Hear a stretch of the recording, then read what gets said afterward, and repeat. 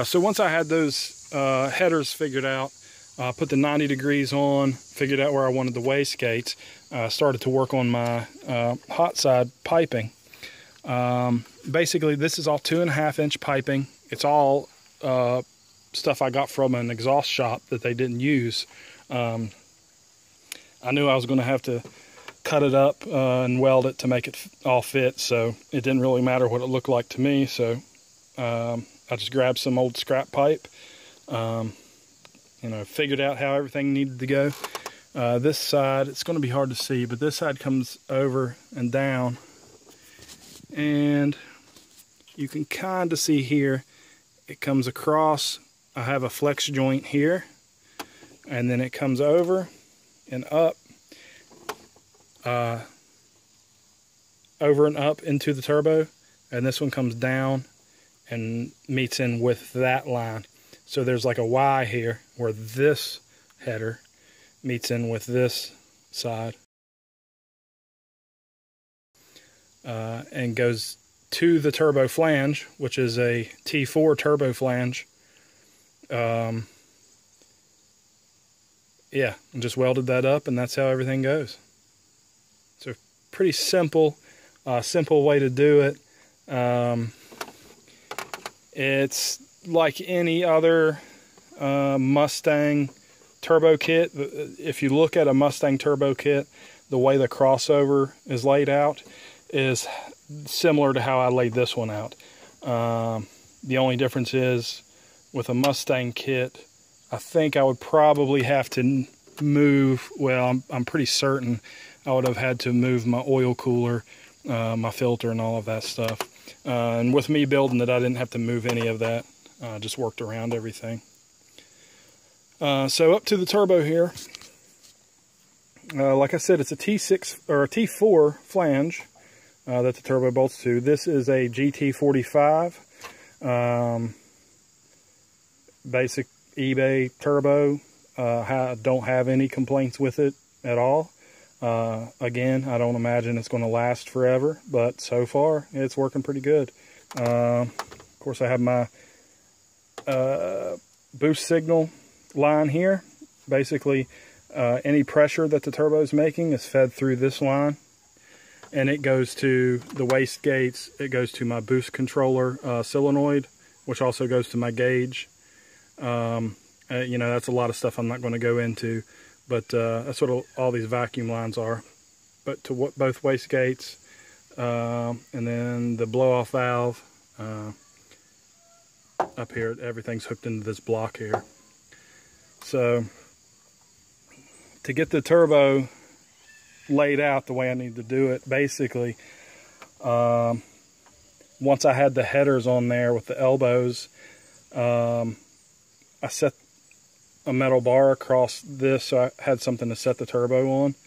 Got the placement about where it needed to be, and that way I could start welding up all this pipe to get everything to work, so I'd have room for everything. As far as I know, that's the best way to do it. It's the first time I've ever done anything like this, so anyway, it worked out pretty good. Now this turbo, as you can see, I have a turbo blanket on it, which basically is a heat shield. Keeps a lot of the heat from coming from the turbo into the engine bay. And of course my downpipe is wrapped as well. It works decently. Again, this is some eBay stuff. The name brand blankets and wrap are much more costly, but work 10 times as good. So I would, if you have the money, buy the better name brand stuff. It's going to work a lot better for you. So this the turbo has a 3.5-inch outlet, V-band outlet for the downpipe. So I wanted to run a 3.5-inch downpipe because I have bigger plans for the engine at a later time with a lot more horsepower. For a factory 302, if you're going to do this and keep a factory 302 block, you could run a 3-inch downpipe here, which would cut down a lot on the headache and the problems you're going to have fitting everything in. I did get the 3.5 inch pipe to fit in, but it is very, very, very tight. As you can see, all of my air conditioning stuff is gone. I do still have the fan, and my heat will work as soon as I finish this box. Let me raise this up here. You can see I cut the front of the box off.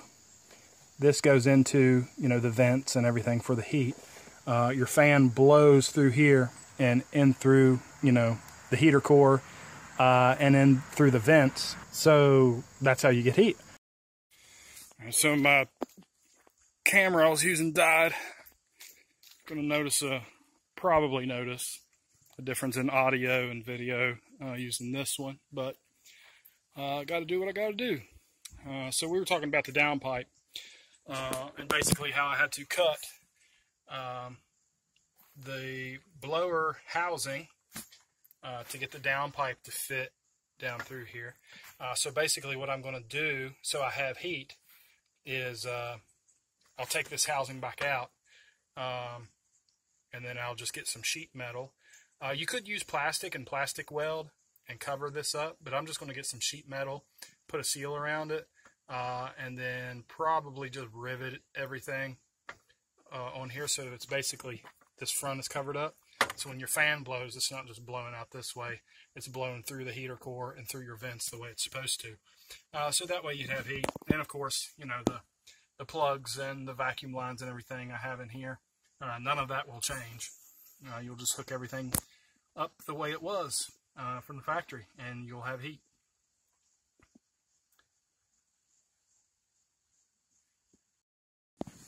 I'm going to try to show you. It's going to be nearly impossible to see, but let's see. Down in here, we got my tire. This is my wheel well. Not much room to show you anything. You can see the spark plug wires. Here going down, that's the header there. This wire here, that is an O2 sensor, which you will need. Well, depending on how your setup is. Me, using the factory ECU, the tuner said you need to keep your O2 sensors, of course, so it will be able to communicate information to the ECU and you know, change things as it needs to be changed. So basically what I did was welded bungs into those 90-degree flanges that are on top of the headers. I just drilled a hole, welded bungs, and screwed the factory O2 sensors in. I did have to extend the wiring, of course.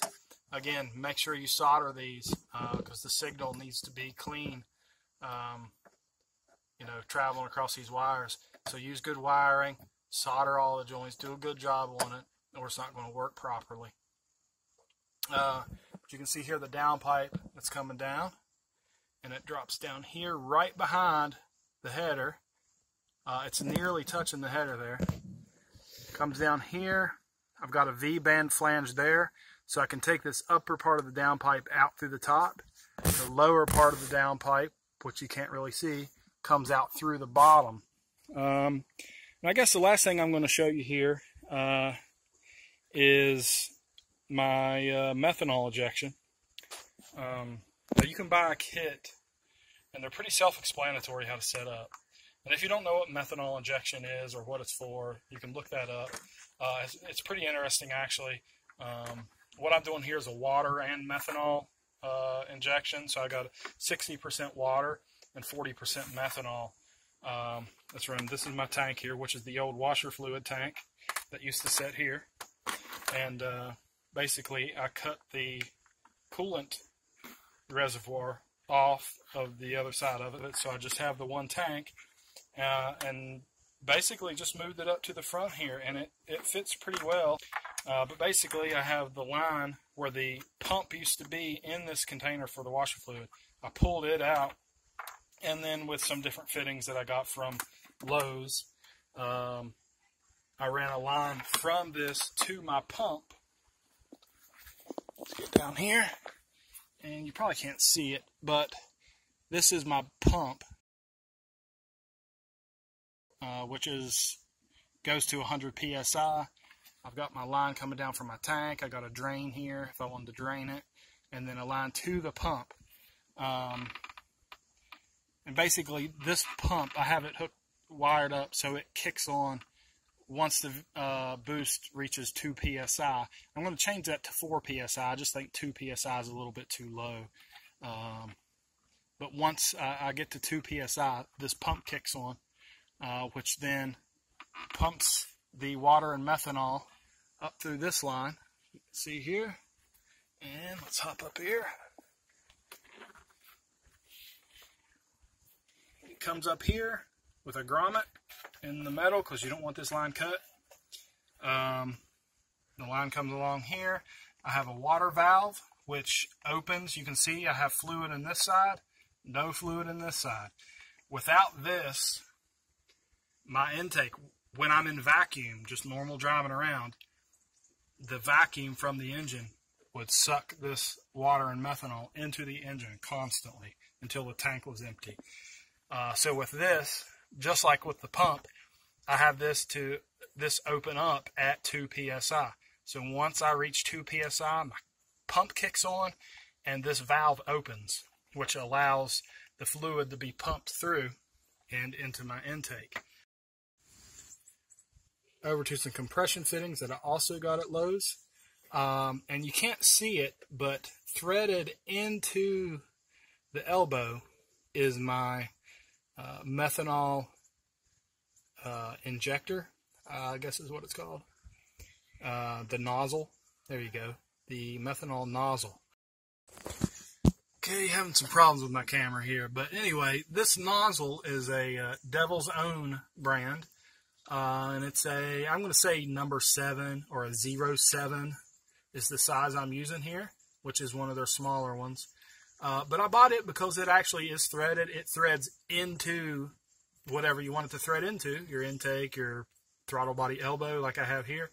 Other brands that I've seen, there's a fitting that you drill a hole, you put the nozzle in, and then there's a fitting that screws in from the inside. And I was just worried that, you know, something could happen, that could come loose and then end up getting sucked down into my intake and destroy everything. So I bought the Devil's Own brand nozzle. So all I had to do is drill this out, thread it to a 1/8 thread, 1/8, I forget exactly what it is. But anyway, you'll get all that information if you do that. I just threaded it in there, hooked everything up, and it works great. No issues whatsoever, no leaks, nothing like that. So yeah, that's all the big stuff really. You know, I could go over how I did wiring, where I ran my wiring, how I did my fuel lines, how I hooked everything up, the size of my fuel lines, you know, the vacuum line routing, how I did my gauge, you know, all that stuff. And I'll do a video of that if you want. You can ask me any kind of questions you want. Feel free to message me anytime. I don't care about that. You know, I can go over pretty much anything. So if you have any questions about anything at all, don't hesitate to ask. So thanks for watching. Thanks for your interest in the Explorer and everything that I've done here. And I will keep everybody posted on what I have coming up later and anything that I might change with this vehicle. So thanks a lot, guys. See ya.